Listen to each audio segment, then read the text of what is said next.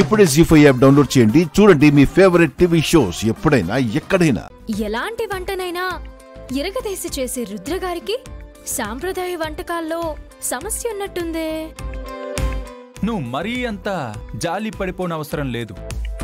Pacific మహాసముద్రం దాటిన వాడికి ఒక పిల్ల కాలువ దాటడం పెద్ద లెక్కేం కాదు. పసిఫిక్ మహాసముద్రం దాటడానికి పెద్ద ఓడ అవసరం అవుతుంది. పిల్ల కాలువ దాటడానికి చిన్న తెప్ప సరిపోతుంది. పడవలో ప్రయాణించిన వాడికి తెప్ప మీద కూర్చోవడం తెలియకపోవచ్చు కదా రుద్రగారు. ఆ మాత్రం తెలియకుండానే నేను ఇంత దూరం వచ్చాననుకుంటున్నావా? ఇన్ని వంటల్లో ఆరితేరననుకుంటున్నావా? ఇంత పేరు సంపాదించాననుకుంటున్నావా? నేను కాస్త తగ్గగానే నువ్వు నెగ్గుతానని ఆశపడుతున్నట్టున్నావు. అది ఎట్టి పరిస్థితుల్లోనూ జరగదు. మీరు గెలవాలని నేను కూడా కోరుకుంటున్నాను. పెదవులతో పైపైన చెప్పే మాటలకి, మనసులో నువ్వనుకునే మాటలకి తేడా నాకు తెలియదనుకుంటున్నావా ఈశ్వరి? మనసులో మాటే అర్థం చేసుకునేంత తెలివితేటలే మీకుంటే పరిస్థితి ఇంత దూరం వచ్చేది కాదు కదా. టాపిక్ మార్చుకు. మనసులో ఓడిపోవాలని కోరుకుంటూ బయటికి మాత్రం నా గెలుపుని కోరుకుంటున్నట్టు చెప్తున్నావు కదా. ఏ భార్య భర్త ఓడిపోవాలని కోరుకోదండి, భర్త గెలవాలనే కోరుకుంటుంది. నలుగురిలోనూ మంచి పేరు తెచ్చుకోవాలని కోరుకుంటుంది. కానీ నువ్వు డిఫరెంట్ కదా.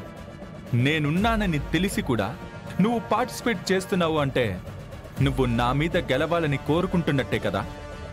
దాని అర్థం నేను ఓడిపోవాలని నువ్వు అనుకుంటున్నట్టే కదా. మీరు ఓడిపోవాలని నేనెప్పుడూ కోరుకోను.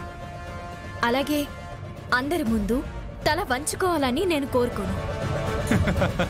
ఇదిగో ఇదే ఈ తలపొగరే వద్దంటున్నాను. దీనిని తలపొగరు అనరు, తల ఎత్తుకుని నడవడానికి వేసుకున్న దారి అంటారు. చాలా తెలివిగా మాట్లాడుతున్నా అనుకుంటున్నావు కదా.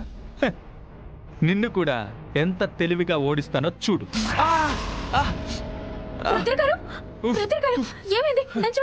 డోర్లో వేలు పడింది ఈశ్వరి.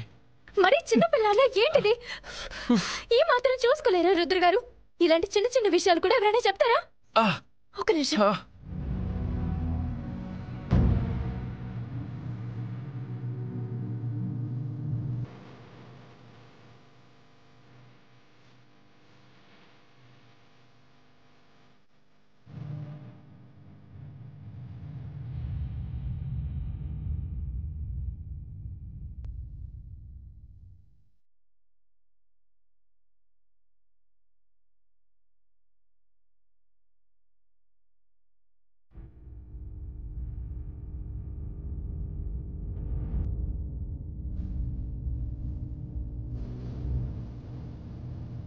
కోపం ఉంటే ఉండొచ్చు, అది మీ మీద మీరు చూపించుకోకండి.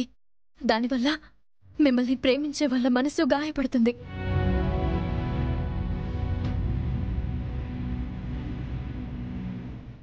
జీ5 యాప్ డౌన్లోడ్ చేసి అన్ని ఎపిసోడ్స్ పూర్తి ఉచితంగా చూడండి.